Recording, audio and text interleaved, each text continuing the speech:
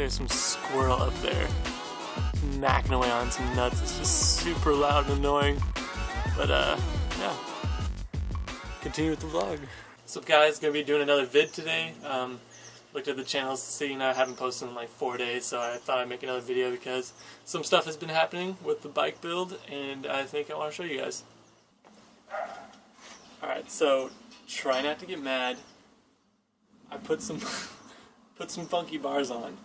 I got rid of the old bars I had because I had to lean over too much because of the small frame. So I got these huge like 8-hanger bars. Now when I'm sitting on it, it's so comfortable. It rides a lot better. But in the process of doing that, I also was in a small crash the other day. I went off the road and hit a tree on this thing. So there's a couple things I need to be working on. This probably won't happen to most of you guys. I thought I would film the damage, show you guys what did happen to the bike, what needs to be changed on the bike, and that whole process. Here's a better close-up of the handlebars I got. They are massive. So from the view of the seat, that's how much higher they are.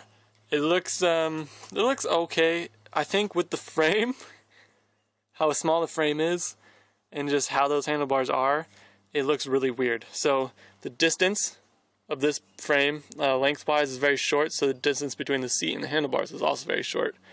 So to counteract that, I got the super tall handlebars, and they would normally be up or almost pointed more towards the seat, but because of that short distance again, I had to lean it forward, so it looks pretty bad. Hopefully at some point soon I'll be getting a different frame, but a little hint, if I do get that other frame, I may be getting a different motor. I've been messing with this 2-stroke for a while now, and I really like the idea of a 4-stroke. I'll probably keep the 2-stroke if it still works. It's just been having a lot of issues. It doesn't mean that I don't like it. I love working on it and I love working with it and making it run. But I may be switching to a 4-stroke as my daily because it's more reliable. I mean, I think you can get more low-end torque out of these guys, so this could be like a fun off-roading because I have those forks there. I may make this kind of like a trail riding bike. But as far as getting to work in school and stuff like that, I may be getting a 4-stroke because it's more reliable. Don't have to mix the gas. Lots of reasons like that. So I will be doing that, but I wanted to give you a little quick update on those handlebars. Another thing I noticed, if you're going to be getting handlebars like this for your bike, you want to make sure that your brake lines are long enough. The front brake is right there, and that bad boy is very short. It goes over to my left handlebar, super short. So I couldn't have it be up here with my clutch. So I had to have it down there. And the back brake lever, I could have moved it up a bit higher to go with the throttle, but that also again wasn't very long.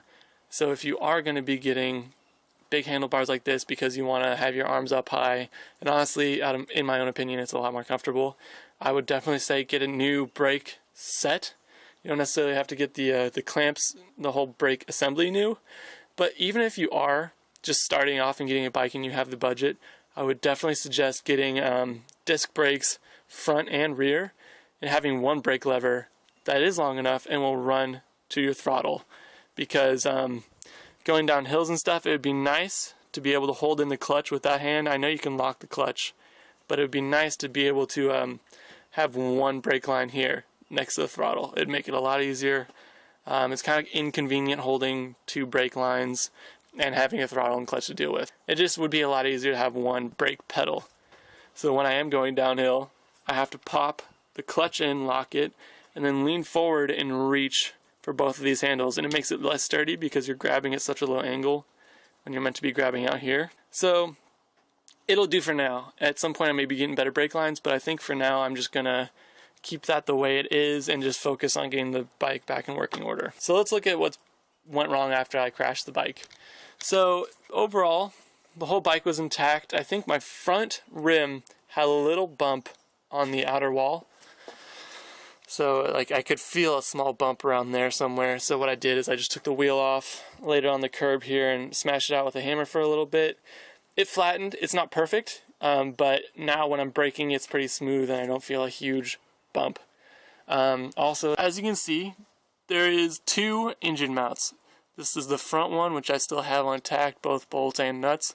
But this backside, this guy is loose. So what had happened is the two bolts that went around the frame and went into the spacer and into the engine actually snapped at the engine.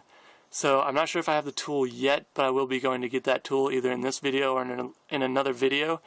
I need to get a kit to get off snapped bolts. The bolts are snapped right at the engine, and I can actually show you on an old engine that I have.